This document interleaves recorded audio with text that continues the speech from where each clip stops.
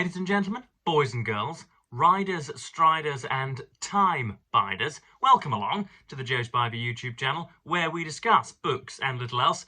And unfortunately, folks, we are going to be weaponising the small asterisks that we place above and little else in our melodic introductions because we are going to be entirely extracurricular today, folks. I know, it's an aberration of our long-standing constitution on this channel, but there we are. I'm ruling as a dictator this morning, so I just thought I'd do one of my fancy little catch-up videos because I have an awful lot to discuss with you today on this fine Sunday. First of all, there is a brand of lager beer in this country called Carlsberg. I believe it's distributed continentally and and perhaps even worldwide as well. And they used to, I don't know whether they still do this, but they used to run adverts which imagined Carlsberg producing another product so as to show you how brilliant their beer was. So, for example, if they said, if Carlsberg did parties, there would be 7 or 8 different lagoons, it would all be set off some sort of Maldives coast or whatever. There'd be 7 or 8 lorry loads of Russian supermodels all shipped in. There would be, Calvin Harris on the DJ, there'd be champagne flutes, there'd be fireworks, all would be perfect, and everybody would be genially off their faces, and they would say, if Carlsberg did parties, this is what they would be like. If Carlsberg did football matches, it would be 7 or 8-0 or whatever, and there would be, a last-minute goal with 2 minutes to go, and there'd be a trophy lifted, and it would be in a big crowded stadium. If Carlsberg did football matches, this is what they'd be like. Well, if Carlsberg did mornings, I could turn my camera around to you today and show you the finest and most peerless, is that correct? I'm not sure. The finest Sunday morning that I can remember since winter came to beset us. It is absolutely gorgeous. Barely a cloud in the sky. There are some seagulls or just sort of gliding along. There's some mallards in the pond to my left, all sort of titivating their feathers of a Monday morning, readying perhaps themselves for a social outing. And I've been for a 2-mile run, so thankfully my body's holding up. A few niggles maybe in the knees, but that soon went after the first sort of after the first 2 or 3 minutes, and before long I was off on my way. So I'm feeling jolly good about it, and yeah, as I say, my heart and my lungs are giving me the thumbs up at the moment. They are happy to be doing cardiovascular work that they would be doing, that they were used to doing 5 or 6 years ago. So that's a decent introduction. But yeah, we've got an awful lot to discuss. I've got 3 books to show you, first of all, because I finally met Grand Viceroy Spivey yesterday after not seeing him on my birthday. He went to the terrible trouble of coming 100 miles in a car. Would you believe how very sacrificial of him? And he came down just while he was having his hair cut to see me at my grand's. So that was jolly fun. And he came bearing some monetary gifts and indeed some material gifts. And yeah, I've got 3 books to show you now. First of all, we have Sir Walter Scott's Ivanhoe, a very, very insightful pick from Stephen, because I've mentioned Sir Walter Scott very many times on my channel. I absolutely loved Waverley, with those Jacobins fighting the English after the Glorious Revolution in the 18th century. Yes, that's right, Joe. Don't put your foot into the water bowl. Yes, so this is Ivanhoe, which is set, I believe, in a slightly earlier period, and is said to be one of the key inspirers towards a revival of Arthurian legend. I'm sure it says. Let's have a look at the blurb. Exuberant, colourful and packed with incident, Ivanhoe is Sir Walter Scott's great romance of the age of chivalry. Scott's noble knight, brave Ivanhoe, returns home from the Crusades to claim Rowena, an Anglo-Saxon princess, to be his bride. We've all been there, haven't we, folks? Before long, he is embroiled in the struggle between Prince John and his brother, Richard the Lionheart, who has returned incognito and enlisted the aid of Robin Hood and his merry men to win back the throne of England. So we're going to be in the verdant leafy fronds of Sherwood Forest, I don't doubt. But yeah, read the opening page and was already finding Mr. Scott's company to be most convivial. So that's a bit of Ivanhoe. So yes, that's a Penguin popular classic. You have there appears to be, I don't know what this depicts on the front. You have a sort of she's either under the thraldom of hallucinogenics, or she is being just dismissive of the person bearing her, and the person bearing her seems to be an Egyptian Moor rather than anyone mentioned on the back of the blurb. So that should be interesting, and obviously you've got a willing participant there who is eyeing the prize. So that's Walter Scott's Ivanhoe. Next up we have I had to email the great whey-faced Bostonian Steve Donoghue yesterday, because I found quite the cheeky publisher indeed. And first of all, as a side note, welcome back, Steve. It was to my great pleasure to wake up this morning, have a little browse of YouTube, and find that you had done a live stream last night, and thus announced and thus bugled your return to YouTube. Welcome back, sir. You have been greatly missed. But yeah, I emailed him yesterday talking about this front cover, because I've got a kind of what I think I described as a rangier and more handleable, certainly more tactile edition of Boswell's Life of Samuel Johnson. That's the second book that Stephen's got me. Now, every single book that I've ever seen on Johnson, every single version of Boswell's life has always had a depiction of the eponymous Johnson on the front. But this is the first time where we have James Boswell on the front. There he is with his legs crossed, with a little bit of his undershirt showing, and there you have the sort of what should we call it? The pudgy gaiety of someone very satisfied with their work. So this is a portrait of James Boswell by George Willison, 1741 to 97, courtesy of the Scottish National Portrait Gallery in Edinburgh. So that's Boswell's Life of Johnson. That's 1,000 pages, believe it or not, and obviously they're massive. It's slightly bigger than a standard hardback. It's a very, very tall book indeed, but it's actually rather light, and I think it will stand up to multiple readings. So who knows, I might get into that at some point. But that's, again, a very, very insightful purchase from Stephen, because I have a full unabridged copy of Boswell's Life of Johnson, but it's so small, and the paper is so thin inside it that it's so delicate that, as I say, I don't think it would survive my wrestling with it. Next up we have A Few Bloody Noses. This is The American War of Independence by Robert Harvey. This is the last one that I will show you. And again, Stephen noted my interest in the advent, the inauguration, if you'll pardon the term, of the American continent and the superabundance and the global dominance that was to come. And yeah, we've got stuff on the War of Independence in 1776. So that is by Robert Harvey. Any of you who've read Robert Harvey, I've never heard of him myself, but he's obviously a published and esteemed historian. The American War of Independence was one of the founding events of today's world, and that is perhaps why it has been simplified into myth, of liberty against oppression, of right against wrong. A recent Hollywood film, The Patriot, even borrowed atrocities from the Nazis and ascribed them to British redcoats. The reality was different. In fact, most widespread assumptions have to be overturned. Christ, this is rather, this really is shaking the branch, isn't it? London was simply too distant to rule with a heavy hand. The Boston Tea Party, notwithstanding, taxes were really an excuse for protest. They were routinely avoided. What angered settlers more was the law that stopped them seizing Indian land. Love of liberty ran deep, but economics and demography were the driving forces of revolution, and it challenged not just Britain, but America's own social order. Far from being united in patriotism, America in 1776 was violently divided over independence. Conversely, many in Britain favoured it, especially in preference to bloodshed. So this is sounding maybe off the beaten track. It's certainly, it looks to be diverting us away from perhaps the more traditional and certainly more conventional retelling of American history that the gentleman in the Penguin History of Hugh Brogan in the Penguin History of the United States told us or informed us of in that book which we reviewed just a few weeks ago. So yeah, that's A Few Bloody Noses. So I assume it's going to be rather more sympathetic to the Brits and a little more scathing. It's going to give a more scathing account of the stupid and ill-advised and really bird-brained individuals who sought to cessate or to move away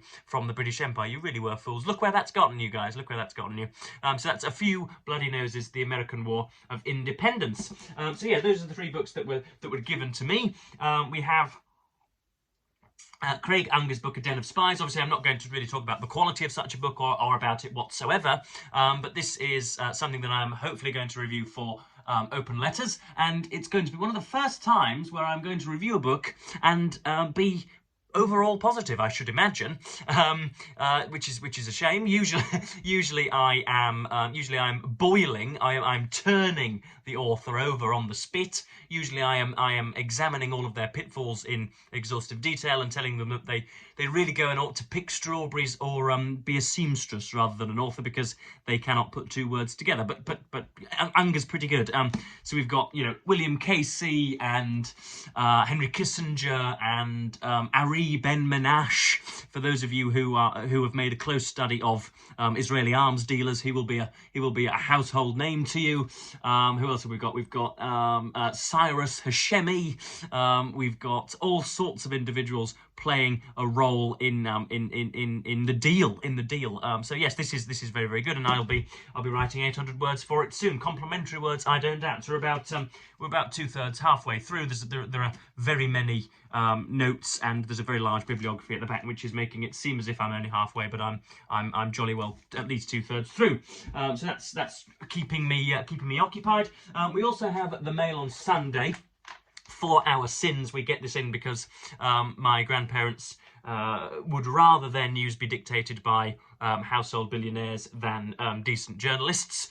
They would rather be taught, they would rather have the world revealed to them by xenophobes and ideologues and charlatans and wastrels rather than decent journalists. But anyway, let's not criticise publications too much, but I always flick to the middle of the paper because about the only sane conservative still walking the land anymore, Peter Hitchens, has a column in the middle, and he regrets the death of a celebrity by the name of Marianne Faithfull, who apparently died in Britain this year.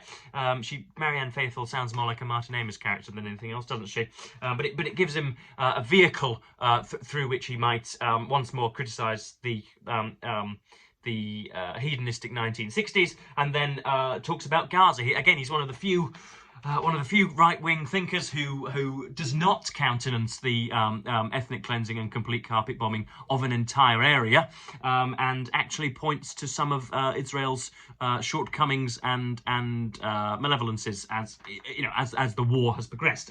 After the Hamas pogrom against Israel, this is how it begins. In October 2023, I was told by a battalion of media muscle men and muscle women that Israel should now destroy Hamas. They urged on the relentless bombardment of the densely populated streets, as they then were, of Gaza. Many innocents, quite predictably, died. As a long-term serious defender of Israel who knows a tiny bit of history and has visited Gaza, I said this would be a disastrous course. It would endanger Israel's future by turning Western public opinion against it, as it would fail to destroy Hamas. Movements such as Hamas, all experience shows, cannot be destroyed in this way. The muscle men and muscle women pretty much dismissed me as an anti-Semite and wet pacifist, and I was shouted at, as usual, against a gale of angry uncertainty. Now I am, as usual, shown to be right. There is that old gentrified smugness about Mr. Hitchens that I love. Hamas lives on. Israel is being forced to disgorge hundreds of its fiercest enemies from prison in return for Israeli hostages, and support for Israel in the Western nations, especially and crucially in the US, is gravely weakened. In such times, my advice is to listen most carefully to the person who gets the least applause. Now, that's exactly what you want. As I say, I disagree with Hitchens on the Cultural Revolution that Tony Blair apparently brought in. I disagree with him on what else do I disagree? I disagree with him on taxation, probably, and Mrs. Thatcher's legacy, probably. But I agree with him on the policing of mind-altering drugs and other things like that. So it's nice to read somebody, a right-wing conservative, who has not been fully indoctrinated into the personality cult a couple of thousand miles over the Atlantic Ocean. But speaking of such a man, we may as well go from global to regional to personal, and say that I watched one of the worst episodes in Donald Trump's life the other day, and now that's a jolly high bar, isn't it, for a man who has orchestrated an armed insurrection, somebody who has openly admitted to groping women by the genitals, somebody who has quite possibly, sold state secrets to America's finest foes, firmest foes, and somebody who is completely as thick as mince. That's quite a high bar to have a terrible episode in your life, isn't it? But indeed, one of the most shocking events occurred certainly in Trump's period in the limelight on the other day.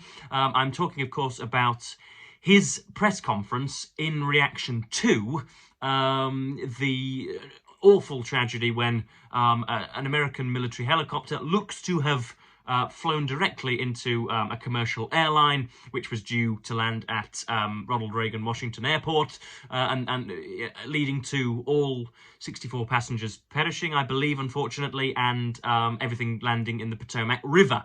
Now, before anything was known about that, before we knew about the immutable characteristics of either pilot, before we knew about the nature of the crash, really the time of the crash, and anything about that, the President of the United States, the 45th and 47th President of the United States, decided to mount the lectern and insult minorities and insult Joe Biden's policies of DEI, despite the fact that policies of DEI possibly had absolutely nothing to do with the individuals that were at the helm of that crash. And it was obviously another example of what Anthony Scaramucci has termed fire-ready aim, in that Donald Trump has an agenda, he has things to say, he has mindless ideologies to unspool before the world, and he fits the world's circumstances into that ideology rather than the other way around. It was one of the most disgraceful things ever.